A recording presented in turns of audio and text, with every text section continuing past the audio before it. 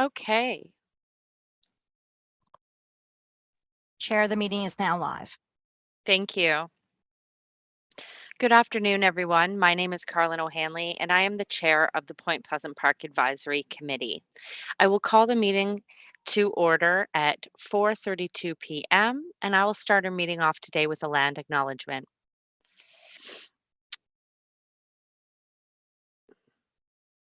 The Halifax Regional Municipality is located in Mi'kma'ki, the ancestral and traditional lands of the Mi'kmaq people. The municipality acknowledges the peace and friendship treaties signed in this territory and recognizes that we are all treaty people.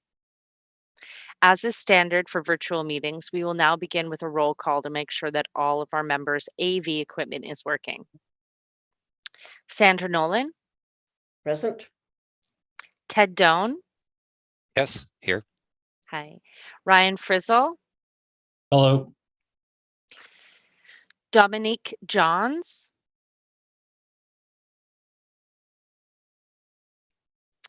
Dominique, if you're with us but can't use your audio, can you raise your hand, please? Present. Oh, there we go. Thanks, Dominique. Matt McNair,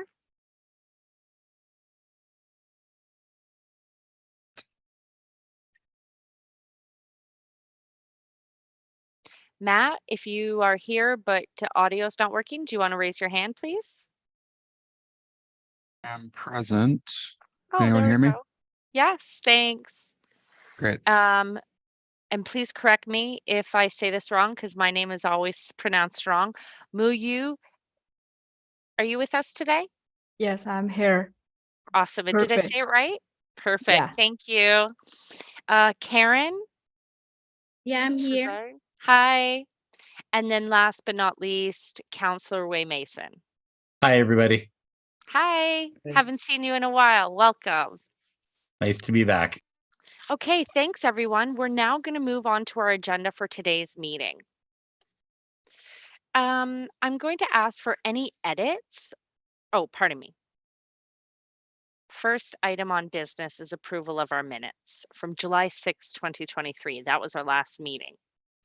I will now ask for if there's any edits to our minutes from the July 6, 2023 meeting.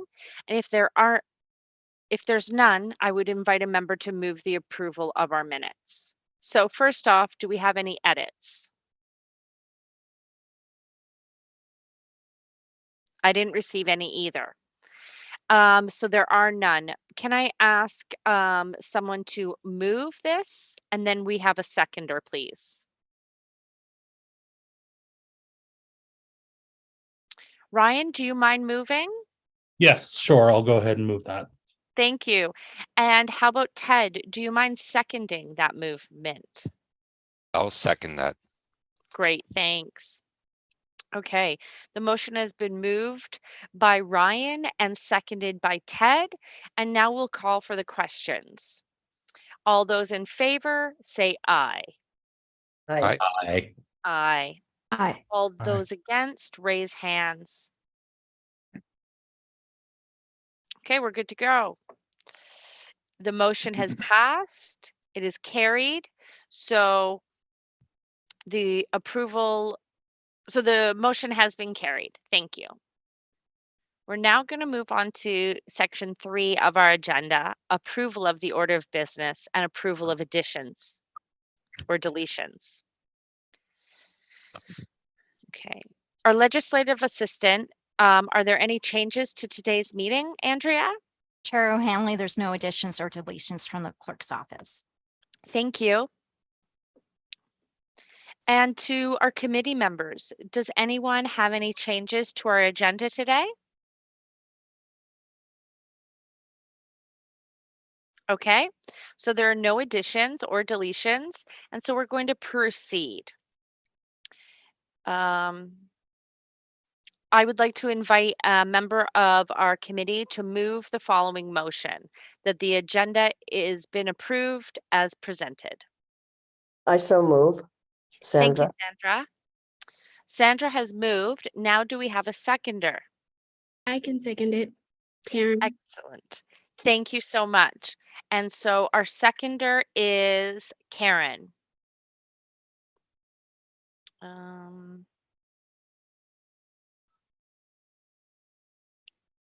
So I will now call for the question. All those in favor say aye.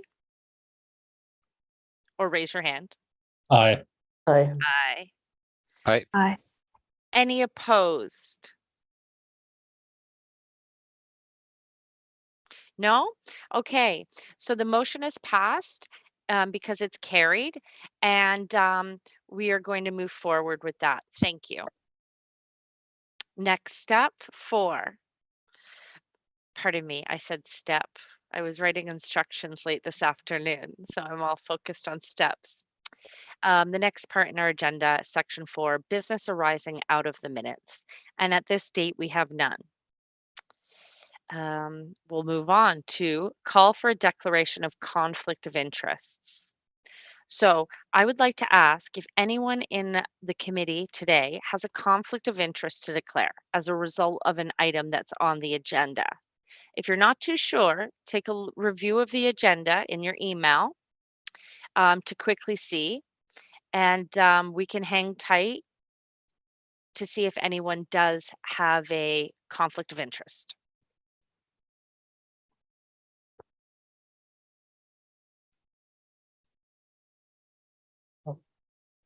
No, no conflicts of interest. That sounds good there.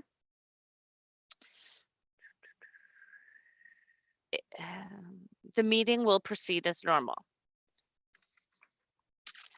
Now we're going to move on to section 6, consideration of deferred business. So this is 6.1, the temporary use of parks, which we've talked about before. So our first staff presentation is from Ray Walsh, the Director of Parks Administration. Ray will speak to the temporary use of parks, and he is available, they are available to answer any questions from us on the committee. Ray, the floor is yours. Ray couldn't be here today, so I'm gonna do the presentation. I'm Adam, and then Ian will kind of follow up after with some information on bookings and things like that. So both me and Ian will kind of take this over. So first off, I'll give some information on temporary license agreements. So that's what we use for the NASCAD kind of presentations and the art displays there within the park. So we use temporary license agreement for that. So what that is, it's a legal contract that allows for others to do work on HRM land. Both contractors and residents can use this agreement. So the contractors that could use it would be people like Halifax Water, Nova Scotia Power, and any other contractors that may need to cross over parkland to get to a job. So residents use these for when they're helping to maintain parks, to build or donate picnic shelters, batting cages, and storage sheds, and also for gazebos and things like that if they're looking to put that on a particular park. And businesses can also use these license agreements for canoe rentals, coffee trucks and canteens. And if it's a for-profit group, then they are subject to a fee at market value to use the park. So since COVID, we've seen a large uptick in park interest. So we've had a request for a number of these license agreements at various parks. I've only seen one of these come through for Point Pleasant, and that was for the NASCAD art displays. But in other parks, we're seeing a lot of these kind of come through with people wanting to donate things to parks. So the HRM legal team does assist us in creating this agreement, and it's an agreement that both benefits both parties or all parties involved, and it respects the Halifax Charter as well. So not all requests are accepted. It goes through a review process. So it's reviewed by the supervisor of the park, superintendent, myself, and also the director to ensure that it's a benefit for HRM, the residents, and all park users. So that's a small bit of information there on temporary license agreements. And Ian will go through a bit about the booking process for PPP. Hi, everyone. Basically, for the booking process, that can be taken on by the public or basically any resident of HRM that has interest in booking an event or filming or wedding or what have you corporate business meeting in the park. And that can all be done through the website, through bookings, which there's a varying price depending on how many hours they choose in the park. And that price goes up every fiscal year.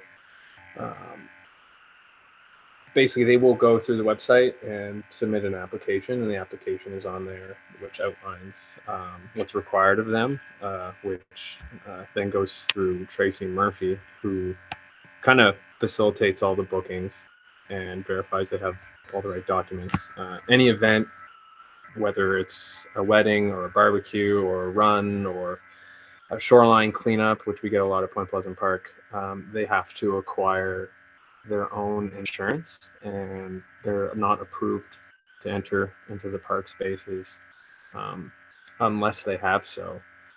And then basically once they reach that stage, if it is related, I guess since this is about Point Pleasant, whoever is running that park, or if it's for Point Pleasant, they will reach out to me with the scope of what the booking is and what they are going to do with their temporary use, and ask for perspective or, any alterations, or whether we would approve of it going forward, because we do have not exceptions, but things we don't allow in Point Pleasant Park. Like, we don't allow amplified sound. So a lot of people have asked to put in a request to have that exempted, but we choose not to.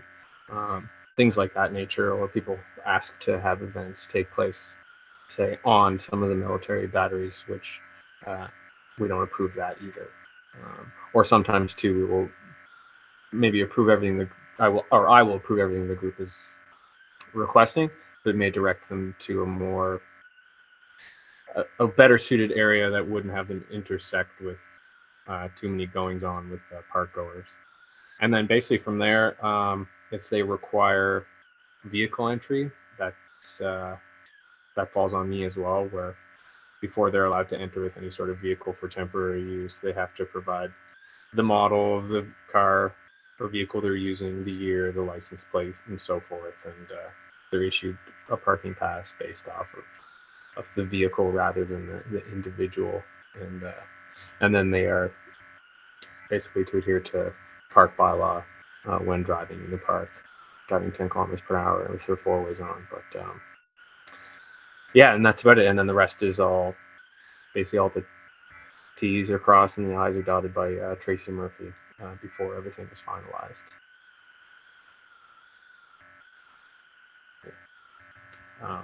I hope that answers everybody's questions that they had about temporary use in parks.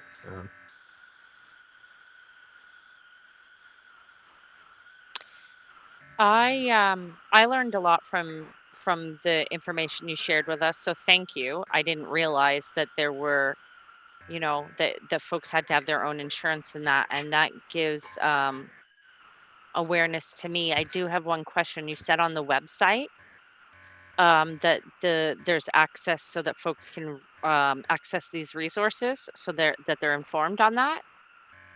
Where on the website is that? If you go under Parks and Recreation, there's a facility rentals and bookings and field conditions, and under there's a bookings and rentals, and it kind of directs you to whether you want to book a sports field or a school, a special event. There's one specific for weddings. If you were on the Halifax.ca website and they have a search engine on there, if you type booking, it would take you right to here, right to where to book. And it outlines all the prices and the service level standards and what's required of those who rent it. So basically they have to leave the park the way they found it, and they're subject to, like, say an event were to show up and then leave the place, an absolute disaster, broken picnic tables and so forth, and they could be subject to a fine under compliance and bylaw. So they're kind of just basically informed of as much as possible before they apply. And then Tracy also reiterates that through the booking process with documentation and so forth that they have to agree on before proceeding with booking. Okay.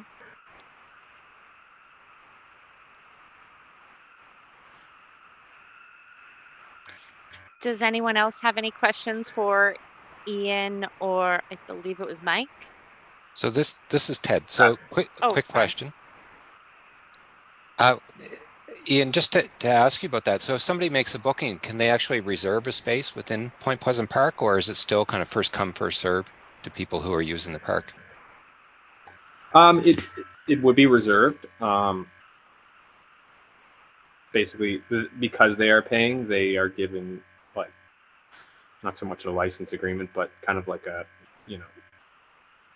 a trade of goods that is their space. Like I guess a common space is the horseshoe at Black Rock Beach, or the gazebos will be rented in the summer house quite often for weddings. So, say a wedding were to show up to set up at 8 a.m., but someone was also showing up for a picnic that they didn't book and wasn't verified. They're just doing it on their own accord. The documentation provided by Tracy to the people having these bookings would then, I guess, trump those who are just that haven't booked. In my time working with major parks or in Point Pleasant, I think there's only been 1 or 2 instances where it's ever been an issue, because most people understand. And when you have an agreement from the city that says you have the rights to that space for X amount of time and so forth, but there's we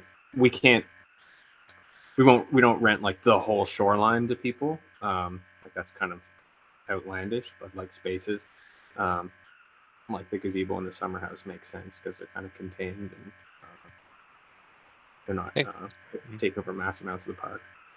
Yeah, that's great. Thank you. You're welcome. I have a question. Sandra, could you give us an example of the fees that people pay for different reservations?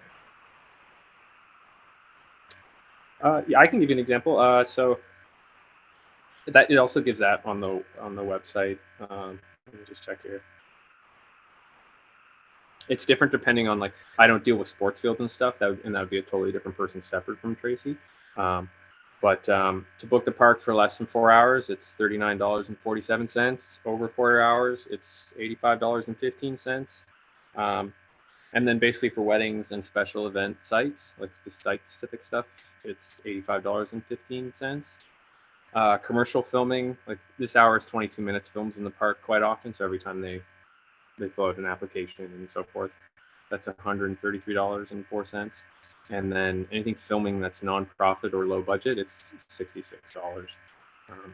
And that's basically, there's other fees too. If you require a key that you need to borrow for access, which we don't really offer that because we have staff in 7 days a week. So they kind of coordinate with any sort of, plus you can vehicle access the park at all times. And then if you have to bring in a tent, they charge, or request a tent for special events, they charge an extra $100. But I know in Point Pleasant Park, we don't approve large scale tents. We only approve like say they were doing a small tent for a race or something, we'd approve that, but nothing on a large scale, like a mass event, like you would have seen at NAG in the Commons. Well, thank you, Ian. That seems reasonable. Yeah, it's a pretty reasonable, middle of the road, affordable price, and like I said, that price also increases in slight increments every fiscal year, so by about 50 cents or so, 50 to 75 cents. So.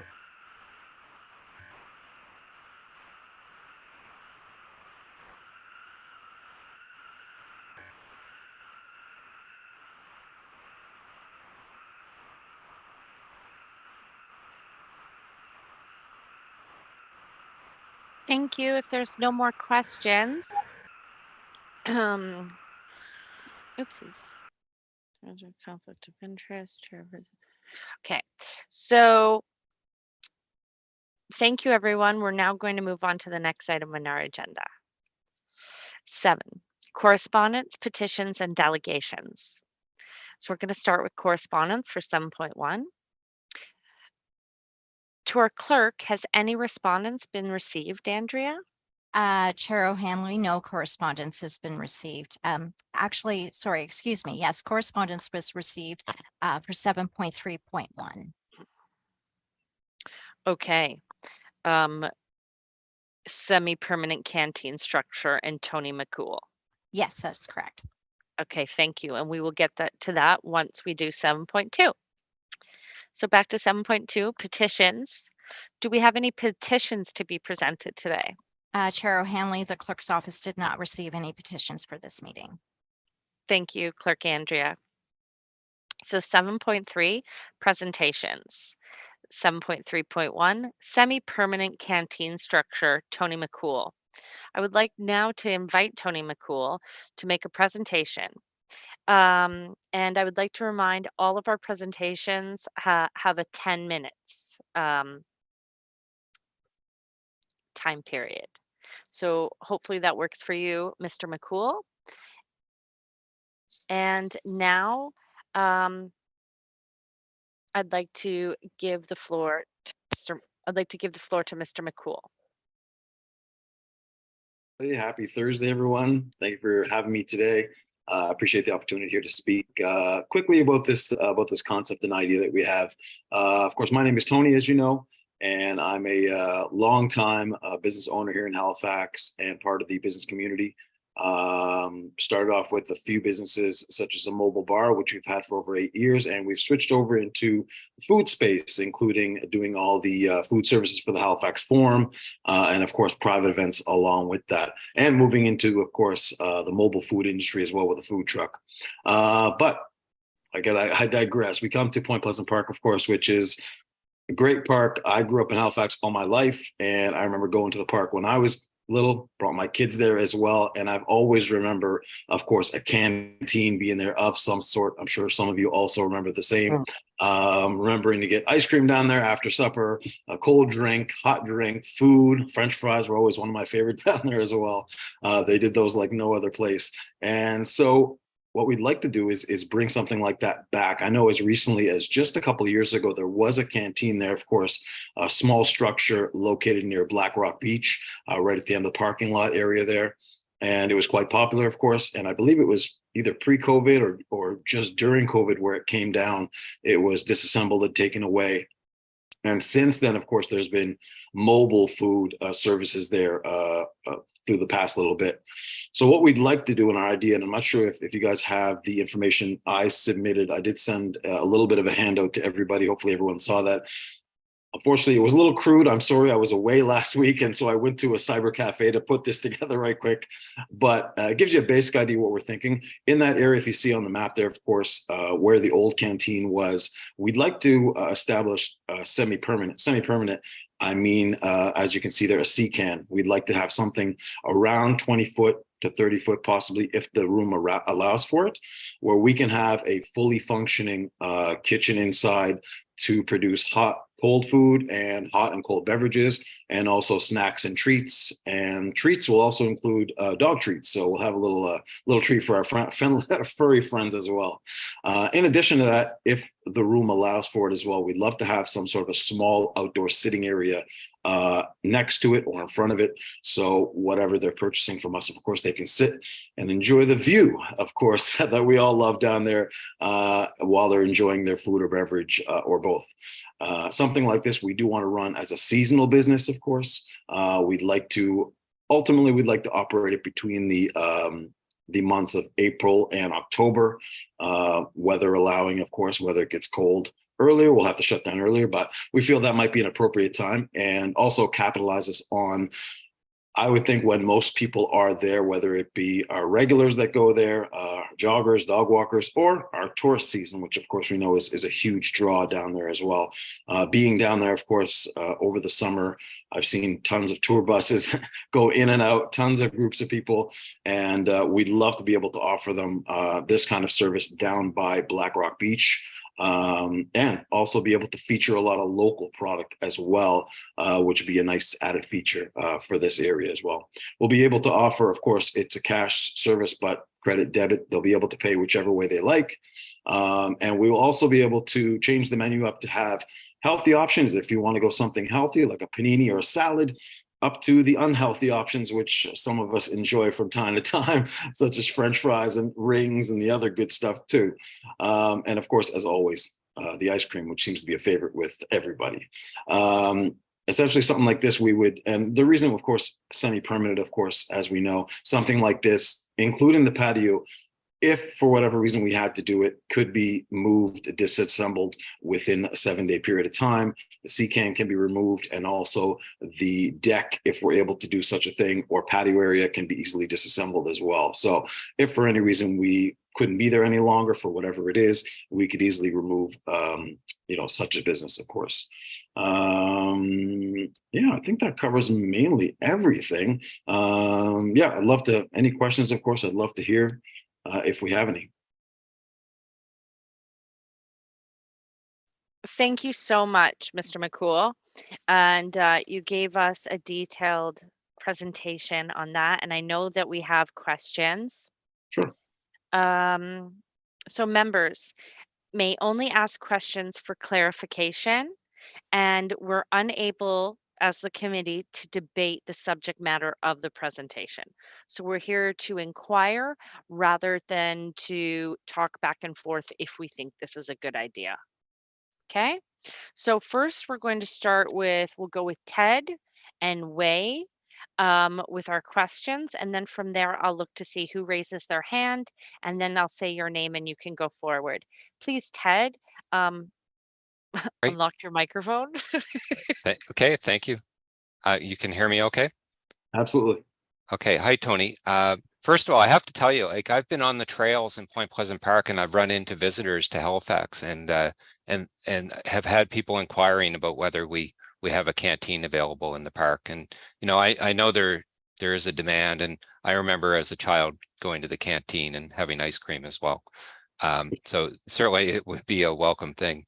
I have a couple questions for you. So with the use of the Seacan, now would the Seacan remain there year round, or would it kind of disappear during the off season and come back? Or yeah, my initial thoughts were that we could take it away during the off season, and I would assume snow removal would be one of the factors why we would do that. A possible theft, of course, breaking in, graffiti, whatever the case is. I know that you have security down there and the gates are closed after dusk. I understand that, but we'd be willing to do either way. If we're able to keep it there, it would be a lot easier for us, obviously. But we're able to work with the park, and if they say, listen, off season, it'd be great for it to be removed, we can hire the proper company to remove it and store it for us during the off season. Also curious about the Seacan. So kind of what would you do to make the Seacan kind of fit in with the aesthetics of the park? Yeah, so I had a few ideas, of course, and I mentioned it just briefly, of course, in the presentation there, or the written one, I should say. We'd love to be able to wrap the outside with some sort of artwork that would be indicative, I guess, of the history of the park a little bit, some information maybe that tourists could read while they were there, if they were enjoying a coffee or whatnot, some images of the park as it's changed over the years. So we have some friends in the graphic world that would be that we've spoken to that would be willing to kind of help us with that idea if it came to that point. But that's what we're kind of picturing with the outside. We also want to make sure it fits. I mean, obviously the reason we chose a Seacan was because just turn to your left if you're looking at the water, and that's all you see, right? There's a bunch of them stacked there. So we thought that particular design fit right in the park, and we just want to dress it up a little bit more to be a nice addition there. Great, thank you very much. That's all I have. No problem.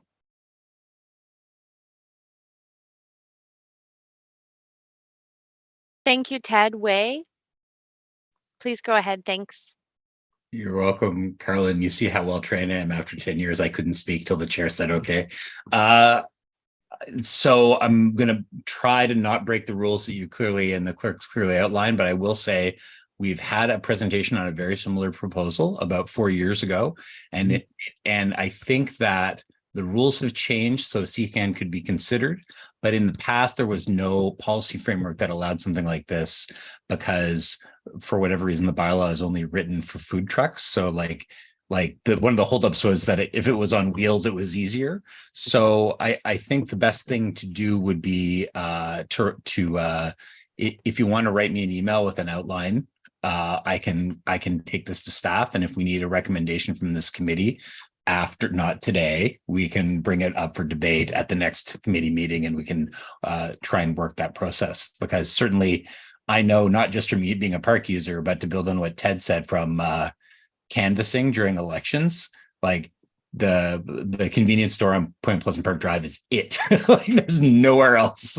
So it's definitely on a hot day. If you're doing a lot of walking in there, it can get very dry. That's for sure. So would love to see something happen. Thank you. Yeah, I will definitely send you an email. Absolutely, for sure. And we can definitely look at that change if it's possible. That'd be great. Thank you, Wei, and thank you for your response, Tony. Do we have any other questions? Okay, I have a question.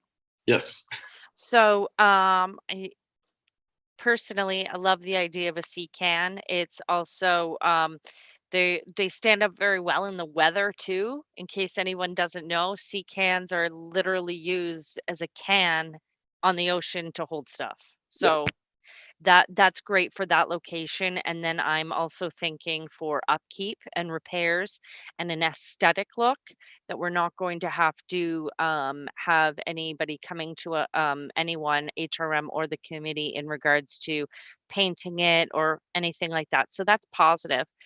The fact that there's healthy and healthy and fun options, if we will, think that meets a lot, as well as the dog treats, because we all know that Point Pleasant Park is one location that, like, us city dwellers love to take our furry friends. Seasonal, April to October, totally behind that. Question though, and this might be because I work in communications. Perhaps maybe we've got to consider hurricane season and the location, right?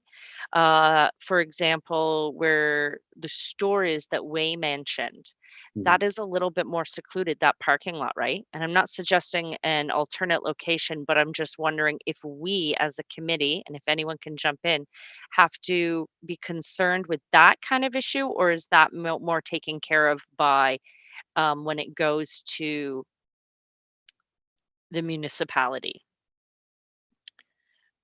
Clerk Andrea or Wei, are you able to respond to me on that, please?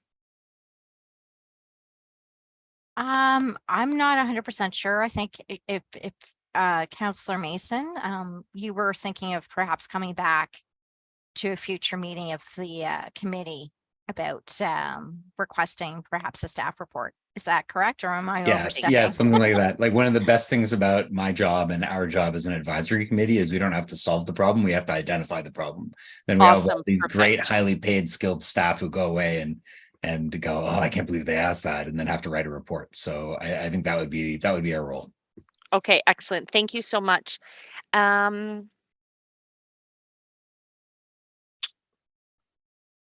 Those were my only questions, or that, like, the kind of like hurricane severe weather issue because of where it's located. So that was it. If I may add to that, of course, we're going to try our best as well to have as little on the exterior that would be susceptible to that kind of weather. So that would hopefully, I mean, obviously, like you said, it's a sea can, basically it's a big tin can. So what we're going to try to avoid is trying to not add too much to the outside of it. Signage, hopefully with the openings, if you saw of course, the handout that I submitted, signage will be hopefully on the openings that are there, but they're located on the inside of those openings. So when you close the openings to the sea can, the menus will also go inside, so nothing is hanging outside, so it's not a danger to anybody else or damaging, of course, anything outside. So we're going to try to keep it as streamlined as we can on the outside, I guess, for a better way to say it, so that, you know, it's a good point that you bring up, though. Of course, down there is it can be dangerous, so we're going to try to keep it as streamlined as possible. Excellent, thanks. And then my only other question slash, it's not really a question, it's just maybe input, and Councillor Mason or Clerk Andrea, please inform me if it would be, in my opinion, you mentioned the artwork touching on a historical aspect and cultural aspect of the park. And so I would like to suggest that it would be of a learning opportunity, an unlearning opportunity, I mean, if perhaps there was consideration to the Indigenous history for the region. And other than that, that's all I kind of wanted to share and ask. If I may, like, that's the kind of thing, we bring the motion, we can identify stuff, the clerks will make notes, the video will be online. And just because it's been a while and since we've done this kind of thing. So we would recommend that Halifax and West Community Council would ask for a staff report. Presumably the Community Council of Councillors asked for a staff report. It would then come back to this committee in the fullness of time, and then we'd get to debate the recommendations and then recommend whether to adopt them to Halifax and West Community Council and up the chain. So it's not a fast process, he says to Tony, so Tony knows what he's getting into. But, I think that's something that we should start at the next meeting for sure. Excellent, and thank you. I really appreciate you being able to offer your guidance to us, especially me, a new person on the crew here. Thanks. So since all members have had a chance to speak, if anyone else would like to speak, we're going to chat with Matt McNair. He has something to share. Thanks, Matt. The floor is yours.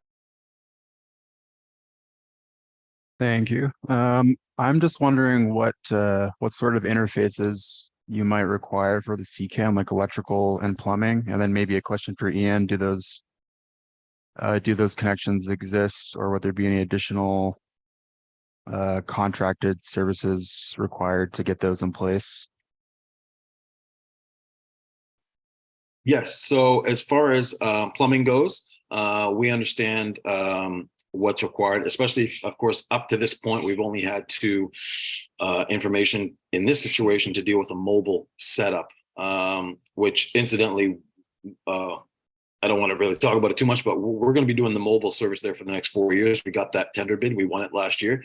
But what was required on those standards, of course, is a gray water tank, a clean water tank, and a pump inside, which we can do. And also power. There is a meter down there that we spoke in Nova Scotia Power to inquire a little bit about the possibility of getting power there. And they would have no issue with that as well. We either could install a power meter there, or we could run a generator there. I'd like to avoid the generator, to be honest with you, only because of the noise, and it is a park, so we'd like to avoid that situation.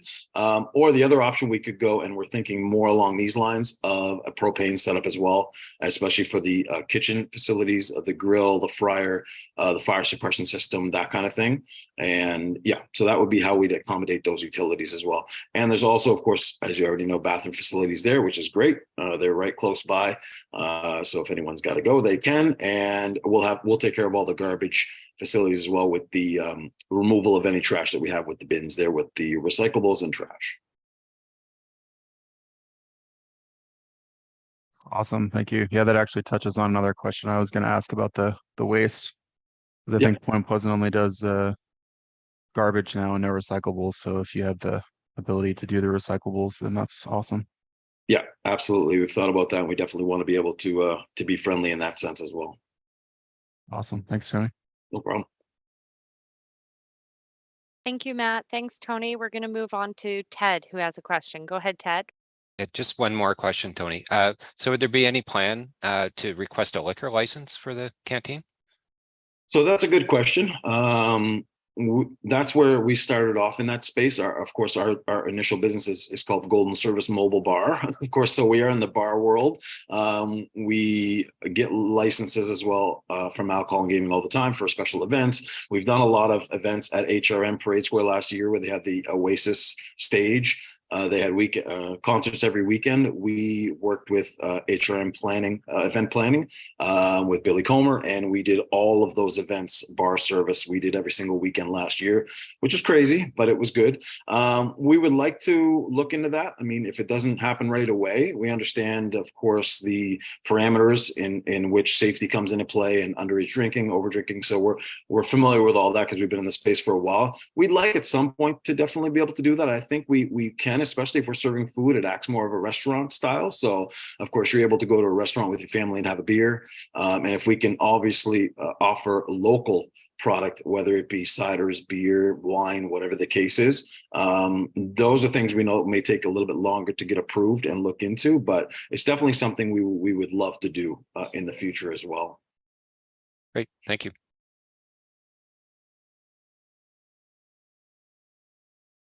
Thank you. Okay. Since all members of the committee have had a chance to speak, we're going to move on to the next item on our agenda. I'd like to thank Mr. McCool for his presentation and for his time. So thank you. Thank you, everybody. Appreciate it. Next is section 8, information items brought forward, and we don't have any. 9, reports and discussions. And that'll be 9.1 staff. Proposed new playgrounds. So I will ask Jeff Spars, Manager of Parks Capital Projects, to provide the committee a verbal update on a proposed playground for the park as of HRM's 2024-2025 capital budget planning. Jeff, can you give us a verbal update, please? The floor is yours. Okay, yeah, thank you, Chair.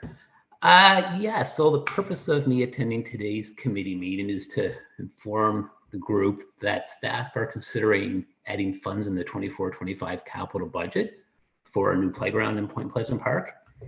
And we're looking at a location off of the lower parking lot.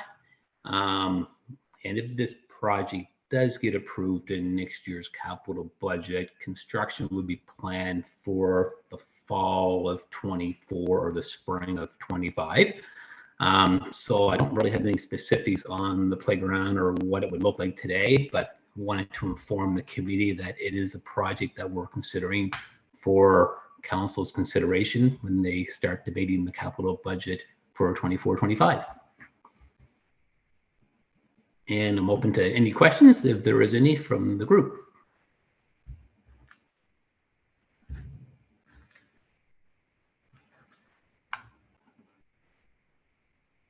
How large an area would the playground cover, and what sort of items would be in it? Yes, too early to say at this point in time. We haven't started any design work for the playground. So yeah, it's too early to say how big it would be. We would include components for 2 different age groups. And our playgrounds are designed for children aged 18 months to 5 years and 5 years to 12. So we would capture both of those age groups, and we would also look at adding accessible components into the playground as well. Sounds good. Okay, thank you. And now we're going to turn over to the other committee members. So we're going to follow the speaking list. Dominique, do you have anything to ask or share? No, I do not. Thank you. Ryan? No, thank you. Okay. Matt? Nothing from me. Thanks. Okay. Muyu? No, thank you. And Karen? Nothing from me. And Sandra and Councillor Mason? Making me find my mute button. I'm good. And last but not least, Ted. Quick question. So I was just trying to think of the location. So you're looking at near the lower parking lot? Was that the proposal? Yeah, in the lower parking lot, Ted, near where the piece of outdoor exercise equipment is, in that grassy area. Okay, that's what I would have figured. And I'm just curious, so has there been demand for playground? Have you heard from community members? Yeah, we've had requests from the local residents in the area for a playground in this location. And I think the closest playground to Point Pleasant Park is at Goresbrook Park, which is about a kilometer or more away. So the playground would service 2 purposes. Obviously, it would service the community and the residents who live in the vicinity of Point Pleasant Park, and also park users who frequently visit the park from outside of the community as well. Great, thank you.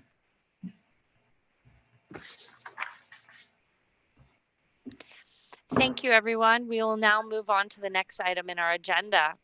Operations update. Oh, I'm sorry. Wait, Councillor Mason has a question. Please go ahead. You have the floor. Honestly, way is fine. I don't stand on the ceremony. Yeah, just to build on what Jeff said. Thank you, Jeff. I've been actually trying to keep this alive for 6 or 7 years. The community started to see a lot of turnover. So younger families were moving into homes that had been owned by seniors and older people.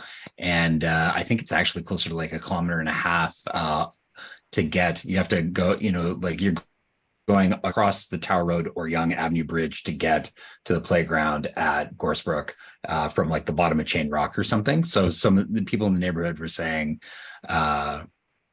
they really wanted a playground. And the joke of it, of course, is that the playground in Point Pleasant Park in the past was the forts that are now fenced off. Like that's where I played when I was a kid 40 years ago.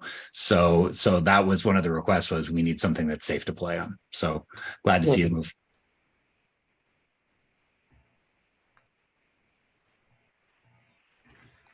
Thank you. Now we will move on to 9.1.2, the operations update. And I will ask Ian Kennedy, Supervisor, Major Parks West, to speak to the Point Pleasant Park operations memo that was circulated to us members earlier. Hi, everyone. I'm Pastor Brisbane. Seeing also what I'm going to say in the memo. Not a huge amount of updates in operations from the last meeting. And I will say that is, for the most part, weather dependent. I'd say the entire month of August, staff's almost entire focus outside of litter control was road work and road maintenance, culvert maintenance, ditch maintenance, and drainage maintenance. The park fared pretty well with the initial storm that we got near the end of July. But then the preceding storms that we got week after week after week took a pretty big toll on the surfacing of the park.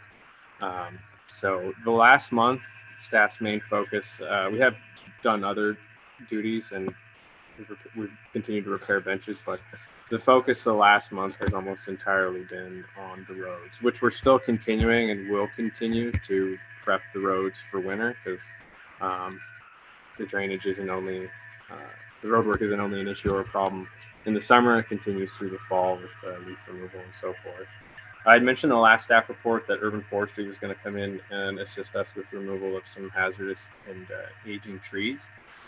They actually did do that during the floods. I guess they were not as tied up as other parks crews. So they came in and removed not all of the ones we've identified, but about 24 in and around the parks. A lot of them, yeah, as I said, there were older snags or invasive trees or trees that moving into our impending hurricane season would definitely pose a threat, but have now been removed. On top of that, August is our biggest month for special events. So one of the reasons most of the work we did was road work was because about a third of our time was dedicated to special event setups and preparations and obligations in and around the city, such as Natal Day and so forth. Other than that, we are at the moment finally back to full-time, our full requirement of full-time staff, which is great. We were kind of dealing with a bit of staffing issues due to departmental movement over a while, but that is now finalized. We're still seeing the effects of not having our student staff, but as mentioned in the last meeting, when they return next year, they will be definitely seen as an asset. But I gotta give it to staff for, I guess, putting in the extra effort to make up for the lack of 5 members of staff. Some projects that I mentioned before but are now done in the park. We talked about the kiosks being placed in the park. They've now been installed and the signs have now been placed up. In the fall, we're going to be looking at putting 2 new smaller culverts before Sailors Memorial Way and kind of near Black Rock Beach. We had a culvert installed there recently to replace a major one, but to avoid further damage to roads, especially during the storm season, we're going to install some smaller culverts to divert water into the ocean. I keep cycling back to talk about roads, but that is a big part of operations at Point Pleasant Park, is keeping the roads in good standing, because a park's drainage is only as good as its roads. And as we know, the park is a giant dome, so the water likes to drain from the top to the bottom.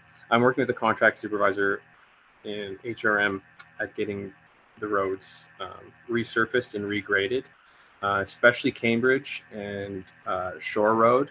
We're talking about Sailors Memorial, but as mentioned in previous meetings, there's the shoreline refit, and I imagine that will fall under that. But we're hoping to at least get that to council for approval at some point and push that forward, because it will definitely be a capital project, but it'll take some time. 4 speed bumps were installed yesterday in the lower parking lot, which is great, because we were starting to see an uptick of speeding and I guess stunting in the lower parking lot. During the weeks of discussing where to finalize the speed bumps, it seemed like every time we went to the parking lot, there was more donuts and more tire tracks. But so we've installed 4 speed bumps. One is just after the helipad before the stop sign. One is at the point before Shakespeare, where the road, where the road kind of narrows. There's one before the first lower gate, because that one was seeing a lot of damage due to vehicles driving into it at night. And then another one up closer to the stop sign by the bottom end of the parking lot. Other than that, there's not much more to update in regard to operations. We're moving into the fall and preparing for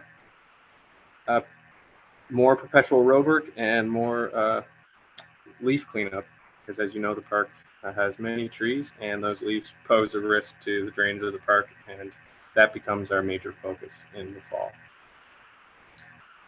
And I open the floor to any questions.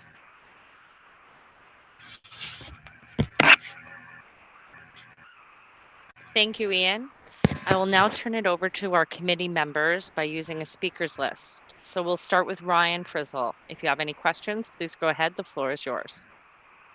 No questions, thank you. Thank you. Matt? Nothing from me. Thank you. Muyu?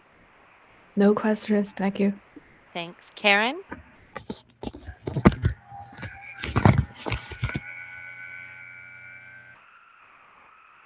Okay. Sandra? No, nothing from me, thank you. Thank you. Councillor Mason? Just thank you, Ian, for that presentation.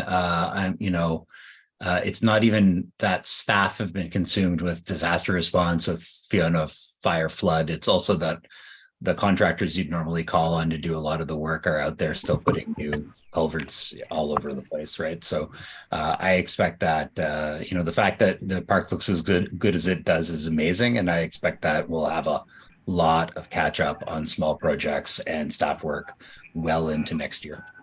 So be ready for that, everybody. Thank you. Thanks, and Ted, the floor is yours, please.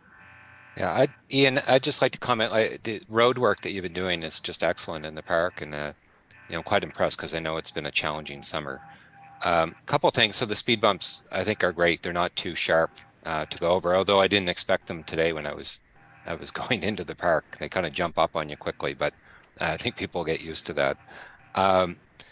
Just curious, I had 2 questions. So the first one was on Chain Rock Drive, and I know that's kind of outside the responsibilities of the park, but do we ever hear anything back from the residents, or do we know if that issue was resolved between the park and the city?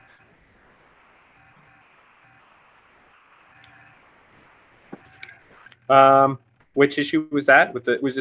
They were worried about the loose stones and the entrance onto Chain Rock Drive from the park. Mm-hmm. Yes, we resolved. That was kind of I'm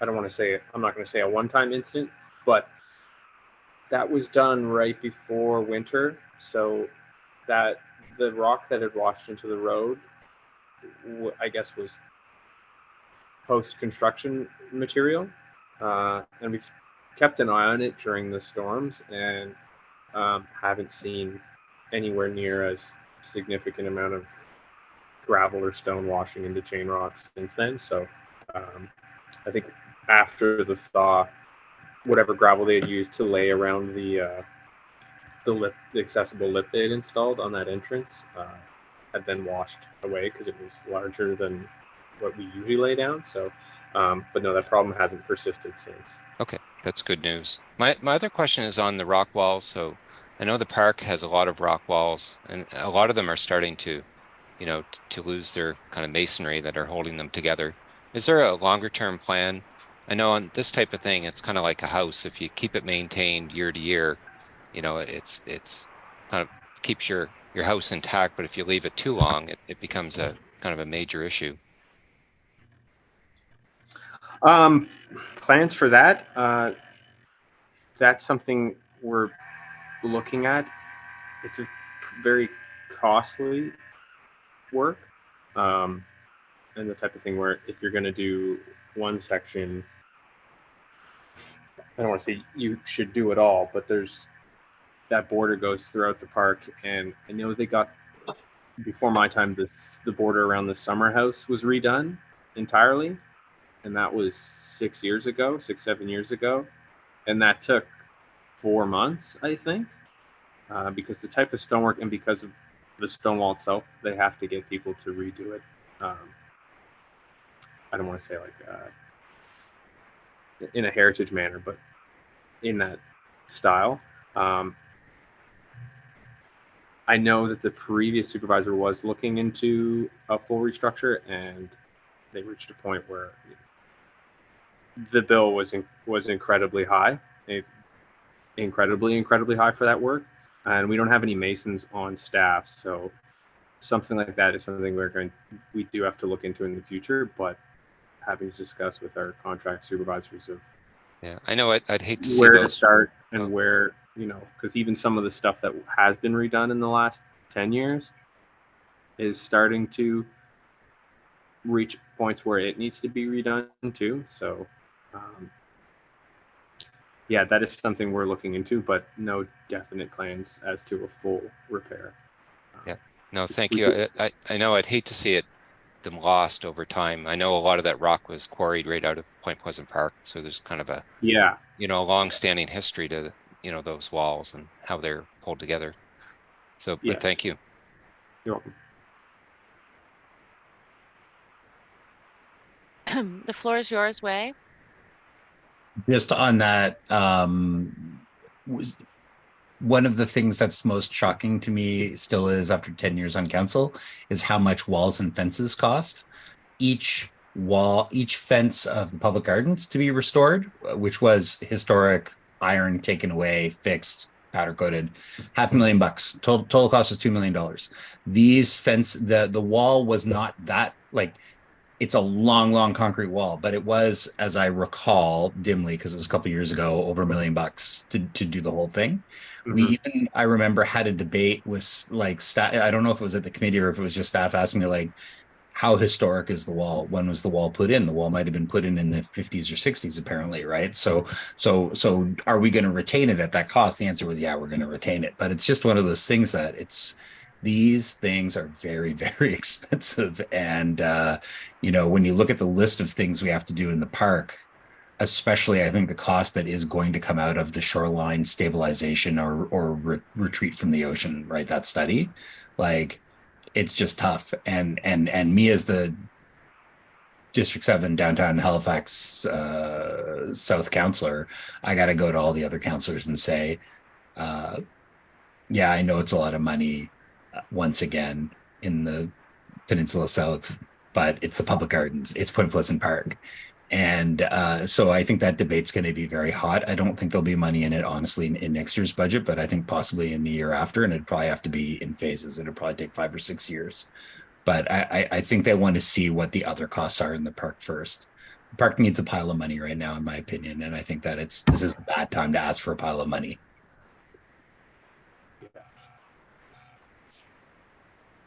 You'll note that Ian's not arguing he'd like a lot of money for the park, or Adam. No, not arguing at all. Not arguing at all. Thanks, Wei. Thank you.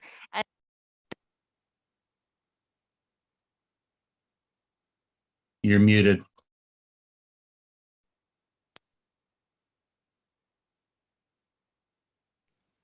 Heard a click. Are we good? Good, you're back. Yes, you're Oh, back. okay, thanks. And then Dominique, do you have any questions? No. Thank you. So thanks, everyone. We'll now move on to the next item in our agenda. And thank you, Ian, for sharing those updates. You're welcome. 9.2, committee member updates, and we have none. So we'll then go to our added items, number 10, and we also have none of those. 11, our next meeting will be held on November 2nd, 2023, of course. And I will now call for a motion to adjourn today's meeting, and this does require a mover. Do we have someone to move this? I I'll will move move it. that we adjourn. Okay, so Sandra will move, and can I have a seconder, Matt? I second it. Thank you, Matt. And so I call this meeting adjourned at 5:32 p.m. on September 7th, 2023.